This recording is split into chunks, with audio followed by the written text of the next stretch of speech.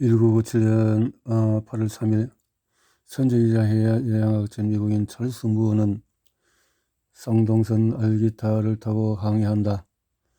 로스앤젤레스와 호놀룰루 사이를 항해하는 요트 경주인 트랜스팩을 막 끝내는 길이다. 그는 이렇게 쓴다. 하와이로 돌아오는 길에 나와 우리 숙모들은 무척 외진 해양 지역에서 바다 위에 떠다니는 쓰레기를 처음 발견했습니다. 가판이 서서 바라보는데 깨끗해야 할 바다 표면이 끝없이 플라스틱으로 뒤덮여 있었습니다. 믿기지 않는 말이겠지만 내가 지나가는 모든 곳에 쓰레기가 없는 곳이 없었습니다. 들건나 열대 바다를 지나는 일주일 동안의 어느 시간에 보던 병뚜껑, 포장재, 부서진 조각 등 플라스틱 쓰레기가 도처에 떠다니고 있었습니다.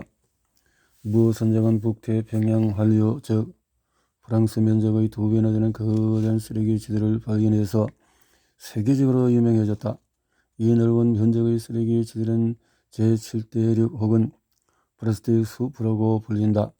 당시 이 발견은 대중을 뒤흔들었다. 그런데 이런 현상은 꽤 오래전에 알려진 것이다.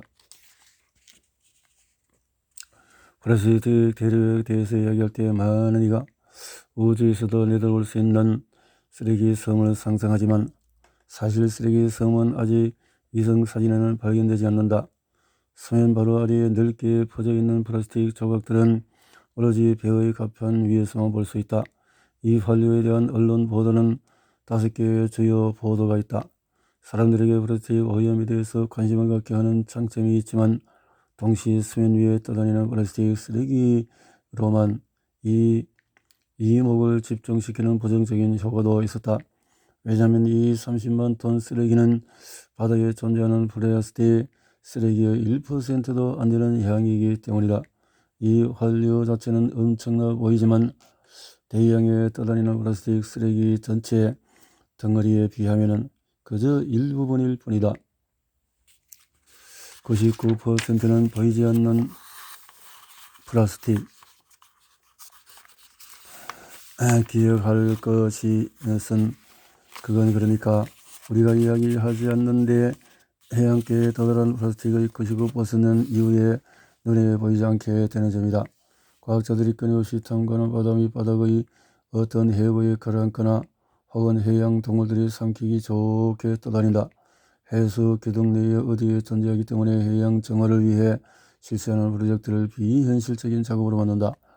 플라스틱 오염에 관심을 일으킨 7대륙 탐험대회의 창시자이자 항해사인 파트리크 잭슨은 이렇게 말한다. 사람들이 종종 내게 아무것도 없는 것보다도 낫다라고 말하지만 저는 반론을 제기합니다. 왜냐하면 쓸모없는 일이 많은 돈을 쓰는 것이니까요. 수면에 떠 있건 깊은 곳에 흘러다니건 쓰레기 대부분은 쌀알보다도 훨씬 작다.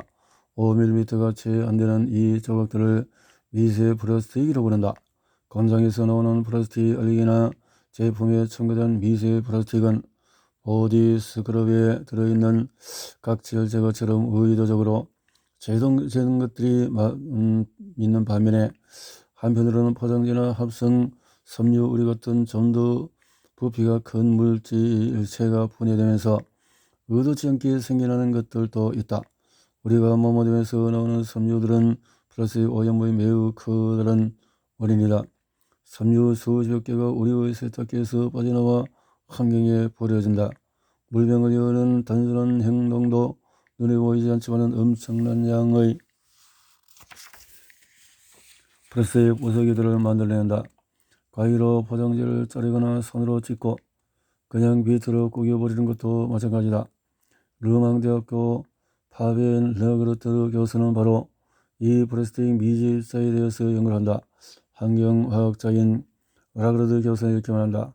처음에 제 관심은 바다에 도달한 모든 플라스틱이 어떻게 되는지를 알아내는 것이었습니다. 지난 50년간 우리는 플라스틱 특성을 관찰하고 그것으로 어떤 놀라운 것을 만들 수 있을지 생각했습니다. 예를 들면 수도관에 쓰려고 30년, 40년 혹은 50년을 버틸 수 있는 플라스틱을 찾고자 연구했습니다. 하지만 이런 물질들이 이후에 어떻게 될지는 단 한 번도 고민하지 않았죠. 2013년에 라가르트 교수는 한 가지 임무를 정한다. 바로 플라스틱을 빨리 낡게 만드는 것입니다. 플라스틱 수명에 접근하자는 생각입니다. 폴리머가 82년 동안에 지속한다고 말할 수는 없어도 그것이 나노 입자로 변하는 것을 볼 수는 있을 것입니다. 라가르트 교수의 꿈은 몇 킬로그램의 폴리에스테린이나 폴리프로필렌으로 된 안면 마스크가 100년 후에 어떻게 변할 것인지를 성공적으로 규명하는 것이다. 이들은 강물화가 될 것인가 아니면 나노 초미세 플라스틱 혹은 좀 더 미세한 입자로 분리될 것인가. 해안가나 서면에 머무르는 쓰레기들이 열 자외선 너머에 노출되면서 좀 더 빨리 분해된다고 본다면 빛과 산소가 없는 해저에 가라앉은 쓰레기들은 수십 년이 수백 년간 그대로 남아있을 가능성이 매우 높다고 교수는 예견한다. 프랑스 길가니가 프랑스 국립해양개발소 역사적인 잠수함 노티를 타고 지중해 바닥에서 발견한 30여 부근 1960년대 물병들의 모습처럼 말이다.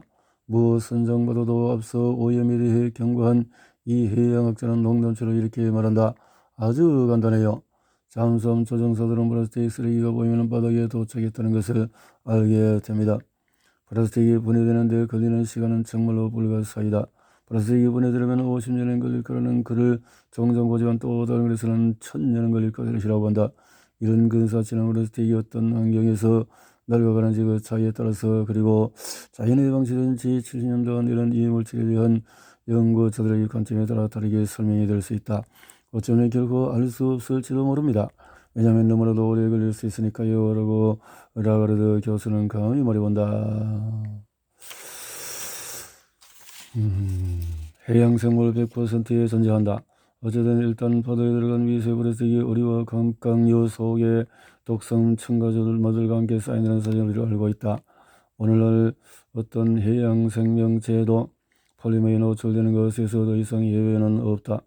2019년 영국 뉴캐슬 대학교 과학자 4명은 깊이 11km의 마리아나 해구에 있는 미니 새우의 몸에서 미세 플라스틱의 존재를 발견했다. 많은 동력의 프랑스 미스터 플라스틱이라고 인정받는 프랑스와 갈가니의 설명에 따르면 바다에서 플라스틱은 여러가지 유형의 피해를 일으킨다. 바다 동물들은 오래된 어망에 엉켜 죽고 지중해에서는 전체 대부양의 2에서 3%의 손실이 발생한다. 동물들은 플라스틱을 섭취하면 다른 것을 덜 먹게 되는 습성 때문에 건강에 영향을 주고 때로는 죽게 된다. 하지만은 갈가니가 가장 우려하는 점은 침입종의 이동이다. 미세 플라스틱은 때로는 병균을 가진 침입종의 받침대 역할을 하며 이들이 지구 끝에서 끝까지 퍼질 수 있게 한다. 이동해 온 세균들은 새로운 환경에 도착해 해안과 해저를 감염시킬 수가 있고 그 지역의 동식물군을 파괴할 수도 있다.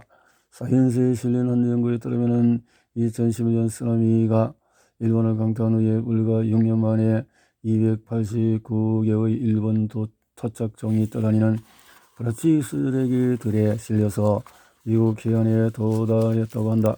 갈가니는 경고한다. 이것이 진정한 의미의 노예 방조입니다. 생태계 균형의 변질이라는 측면에서 위험, 즉 우리가 더 이상 물러설 곳이 없는 위험을 이야기하고 있습니다. 그래도 갈가니는 이런 미세입자들이 해양 생물에 미치는 영향에는 안심하는 편이다. 왜냐하면 미세입자들은 종에 따라서 몇 시간 혹은 며칠 만에 신속히 배출되기 때문이라고 그는 말한다. 따라서 먹이 사슬을 통해 인간에게 발견될 위험은 거의 없어요. 유해는 확신이 덜한 입장이지만 플라스틱은 오염물질들을 흡수하는 진정한 스펀지 역할을 한다. 폴리머에 농축된 독성 물질에다가 폴리머가 바다를 떠다니는 동안에 부착되는 물질들을 더해하며 이 모든 것이 어류 개체군이 된다. 바다보다 더 오염된 토양. 한 가지는 확실하다. 눈에 거의 보이지 않고 수명도 지나치게 길며 지금 단계에서는 계산할 수 없는 정도인 미세입자들로 우리는 생태계를 채우고 있다. 대규모 오염에 관한 새로운 연구가 매주 발표되고 있다. 많이 언급되는 해양세계뿐 아니라 플라스틱 오염이 육지에서 인간을 포함한 동식물에서 더 큰 위협이라는 데는 더 이상 의심의 여지가 없다. 두 번째로 실망하게 되는 것은 독일에서 발표된 어떤 연구를 통해서 토양은 해양보다도 4배나 23배까지도 오염되었을 수도 있다는 것이다. 토양은 해양보다도 더 그렇다라는 거죠. 오염, 세탁기, 섬유, 기관지 하나의 타이어. 그 다음 안 좋은 의미로 놀랄 것은 10중 8구 차도 위에 있다. 타이어 부식은 실제로 가장 중요하지만 가장 알려지지 않은 미세 플라스틱 오염의 원인이다. 매년 엄청난 미세 플라스틱이 나타나는 위험과 관련해서 어떤 사람들은 개별적인 고립된 연구에 대해서 이야기하기를 좋아한다. 하지만 이런 우려는 과거의 변방에 있는 소수 연구자들에게 국한된 것은 아니다. 플라스틱 특성, 첨가물 등등 우리 몸에 농출되는 미세 플라스틱, 그렇다면 이 모든 논리 속에서 사람은 어떨까? 우리가 들어선 것들이 그리고 두 번째는 티백에 관한 것이다. 티백 중에서 종이가 아닌 플라스틱, 좀 더 정확히 말하면 나일론이나 PET로 만들어졌다는 사실을 알고 있는가? 나일론, 애리조나 대학교 교수단체에서 수십 개의 포리머를 찾아낼 수 있는 방법을 개발했는데 이 새로운 방법을 개발하는 과학자 중에 한 명인 베런 케가가 강조한다. 속이 빈 굴이 우리에게 주는 교훈은 현재 과학 연구소로 미세먼지 문제를 일으킨다는 결론을 내릴 수 없다. 이는 사실이다. 이 점에 대해서는 전적으로 옳다. 인간이 큰 영향 없이 오염물질을 일정량 흡수할 수 있다는 것은 이미 알고 있다. 하지만 피해에 대한 증거가 부족하다는 것이 피해가 없다는 증거가 될 수는 결코 없다. 사방에서 경계신호가 울리는데 아무것도 아닌 것처럼 계속 행동해야만 하는 걸까? 미세 플라스틱이 인간에게 미치는 영향에 대해서 우리가 여전히 모르는 것은 사실이지만 굴에 대한 영향은 알아내기 시작했다. 물론 인간은 굴이 아니다. 그렇지만 경험은 생각을 더 깊게 만든다. 굴에서 플랑크톤, 수컷과 암컷들이 생식세포를 받아 물에 배출하는 특성을 지니는데 이 세포들은 생식세포들은 물결에 따라서 이동하다가 기억이 되면 서로 수정하는데 해고하기를 결과는 놀라웠습니다. 물론 투여량이 중요하지만 엄청나게 강력했습니다. 오염물질이 노출된 지 2달 후에 굴들의 난자 배출은 40%가 감소했고 정자들의 활동성이 현저히 떨어졌다. 굴들에서 내분비 물질이 역할을 했다라는 거네요. 6장에서 BPA에서 BPZ까지 여러 것들이 가끔씩 겪는 먹거리 스캔들에서 플라스틱은 단 한 번도 문제가 된 적이 없습니다. 이것도 재사용에 가능한 플라스틱 물통, 이 물건은 무해하고 심지어 친환경적인 것으로 보인다. 일회용 플라스틱 물병을 사용하지 않도록 해주기 때문이다. 그럼에도 불구하고 캠트러스트 위허스트는 20년째 플라스틱과 화학물질 분야를 개척해 온 후 그의 금지 물건 목록 상단에 이 물품을 두었다. 왜냐하면 플라스틱 물통이라면 가장 일반적으로 폴리카보네이트를 말하는 것이고 폴리카보네이트는 비스페놀 A를 이야기하는 것이기 때문이다. BPA 프리라는 표시 때문에 소비자 대부분이 제품에 이 불가사의한 물질이 들어있지 않은 것으로 알고 있다. 프랑스에서 2010년 젖병 포장재에 처음 등장한 이후에 다양한 플라스틱 포장재에 들어가 셔프하게 통로 곳곳에 번성해 나갔다. 건강하고 무해한 제품임을 포장하는 것처럼 소개하는 문구, 수많은 브랜드가 이를 마케팅 슬로건으로 삼을 정도였다. BPA 프리라는 문구는 소비를 안심하게 하여 최고의 매출을 올린다. 이런 제품 대부분의 비스페놀 A 4.2 비스페놀 S로 대체했는데 비스페놀 A는 20개가 넘는 종류를 가지고 있는 비스페놀 그룹에 속한다.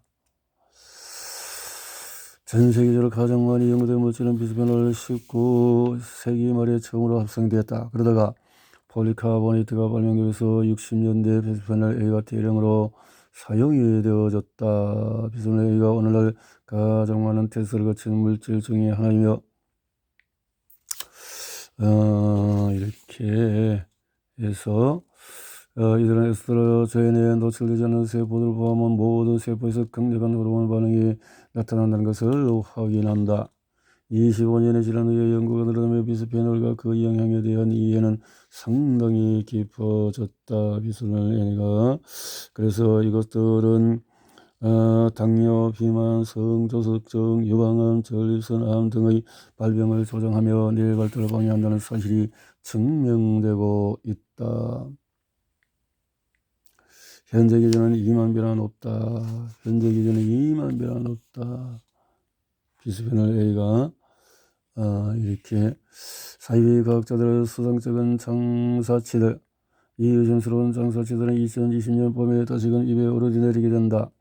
6개의 과학 잡지에 동시에 게재된 논술에서 자칭 최고의 동물학자라는 19명의 전문자들은 합성 내분비 결합물질이 인간에 노출되는 것은 대개 무시해도 좋은 수준이라고 주장한다. 이들의 견해는 번복의 여지가 없다. 따라서 더 이상의 추가적인 연구와 규제 조치는 정당화될 수 없는 것이다. 논술에 서명한 이들은 우리가 콩, 녹차, 겨자와 같은 음식에서 발견될 수 있는 천연 내분비 결합물질이 비스페놀 같은 공장에서 합성한 내분비 결합물질보다 훨씬 강력하다는 점을 내세운다. 그리고 이들은 논제를 입증하지도 않은 재합성 내분비 결합물질의 노출은 지난 50년간 꾸준히 감소해 본 반면에 천연 내분비 결합물질의 노출은 주로 채식주의 생활 방식의 확산과 더불어 증가했다고 자신있게 주장한다. 그렇게 하고 있다는 거죠. 그래서 모든 문제의 원인은 어디에 있는 것일까? 유럽에서 비스페놀 A는 금지되어 있다. 그렇지 않은가? 적어도 유럽인의 대부분은 그렇게 생각한다. 하지만 그렇지 않다. 이미 보았듯이 위험에 대한 인식은 1990년대로 거슬러 올라가며 비스페놀 A가 젖병 속 우유로 유출된다는 사실을 인지한 것은 97년이다. 그러나 감독 당국이 마침내 움직이기 시작한 것은 그로부터 10년이 훌쩍 지나고서 2008년 초반 일어난 두 가지 기폭제 덕분인데, 미국 캐롤라이나에서 젖병 비스페놀 A의 유출에 대한 새로운 연구를 하고 경각심을 불러일으키는 것이, 그 우리를 나타내는 것이 연구에 있었다. 임산부 성배가 될 것이다.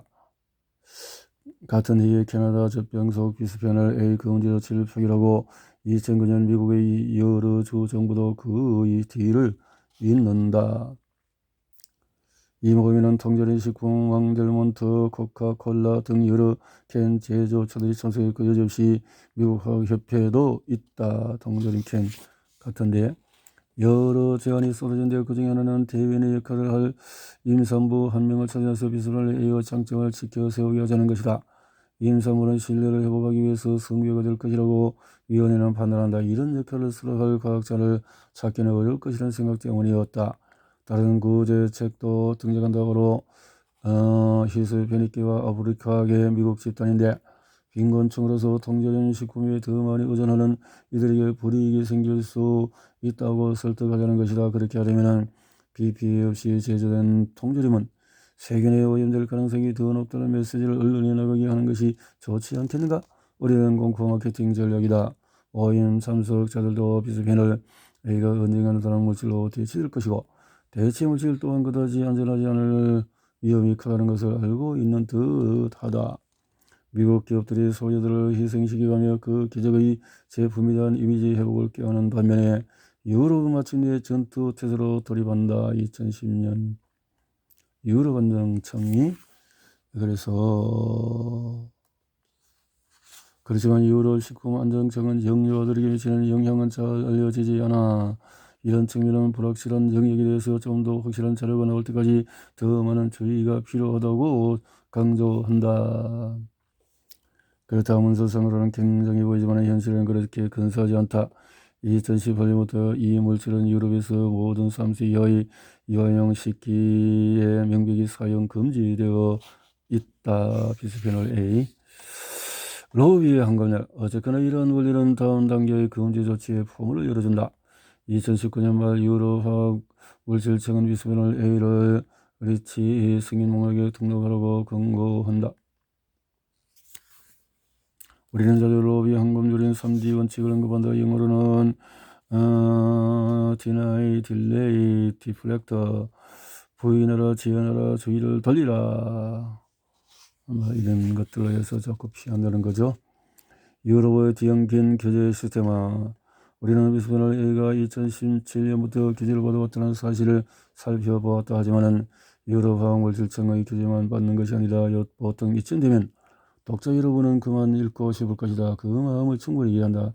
나 자신도 그렇기 때문에. 하지만 조금 더 버티면 모든 것을 알게 될 것이다. 다시 주제로 들어가서 유럽에서 유럽 화학물질청이 화학물질을 하지만 같은 물질을 사용하더라도 대부분 다른 시스템에 의해서 규제를 받을 수 있다. 예를 들면 살충제와 같은 살생제는 자체적인 규제 프레임을 가지고 있다. 또한 식품과 접촉하는 소재에 포함된 화학물질 외의 경우도 마찬가지인데 이 물질들은 식품 안전관리를 담당하는 유럽 식품 안전청의 규제를 받는다.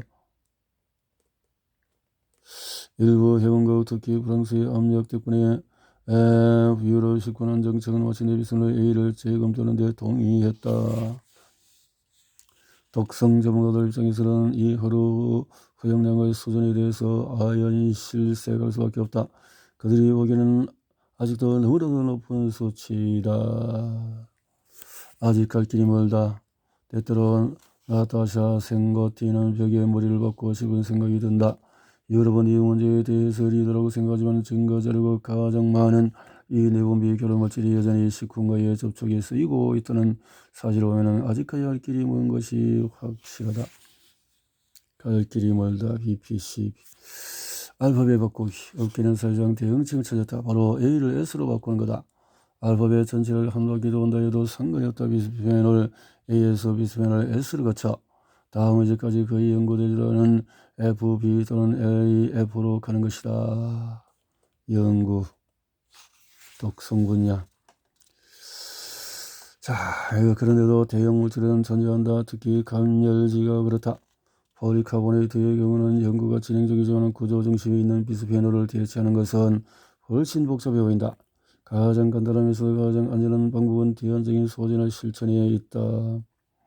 스테인리스로 된 예를 들어서 폴리카보네이트보다는 스테인리스로 된 물병이나 유리로 된 재사용 가능한 용기들이다. 그러나 제조업체들은 단 한순간도 비스페놀 A를 포기할 생각은 하지 않는다.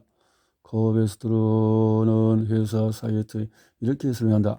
비스페놀 A를 기반으로 하는 폴리카보네이트는 투명도, 내구성, 가벼움, 마찰과 열에 대한 강도 같은 기술적인 특성들의 고유한 조합을 선사한다. 다른 조합의 폴리카보네이트는 이런 특성을 가질 수 없다. 목적은 뻔하다. 건강에 어떠한 결과를 초래한다 할지라도 비스페놀 A를 머리고 똘똘 쓰겠다는 것이다. 폴리카보네이트로 된 젖병들이 진열돼서 사라진 후에 제조업자들은 폴리프로필렌에 달려들었다. 정말로 안타깝게도 최근의 한 연구에 따르면 열을 가하면 이 젖병들은 우유 1리터당 최대 1600만 개의 미세 플라스틱 입자를 방출한다고 한다. 젖병 1리터당. 나노플라스틱은 그보다도 더 많다. 미국 화학협회는 즉각적으로 반대하며 이렇게 말한다. 젖병을 포함한 식품 접촉에 쓰이는 플라스틱들은 미국과 캐나다에서 매우 적절하게 관리 감독되고 있다는 것인데요.